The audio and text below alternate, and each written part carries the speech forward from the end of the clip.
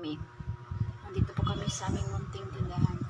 Mag-upload naman ako sa YouTube ko. Ito naman ang anak ko ay hindi po mabuti ang kanyang kalagayan. Meron kami ang regla, hindi lumabas sa buwan na February. Iwan ko, siya lang nakaranas ng gano'n. Nang bata pa ako, hindi ko yan naranasan na delayed ang regla ko.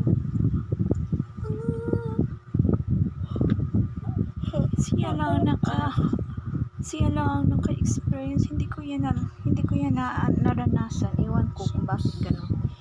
Sana lumabas ka na regla para hindi siya masakit ang kaniyang, alam niya kung saan na masakit siya niya, hindi mabuti ang kanyang kalagayan.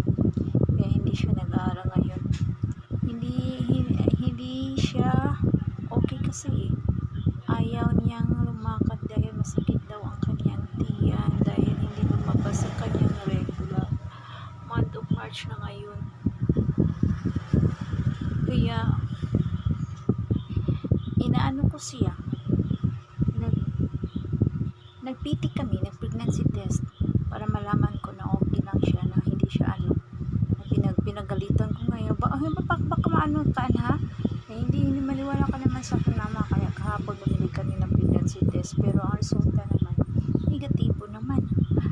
Naranasan niyo ba ng ganun? Ako hindi ko yan naranasan ng kabataan ko. Hindi ko yan talaga naranasan. Hanggang ngayon nalito ako. Siguro ganun talaga, hindi tayo pareho. Iba-iba talaga. May iba siya na palaging malabas ang regla buwan-buwan.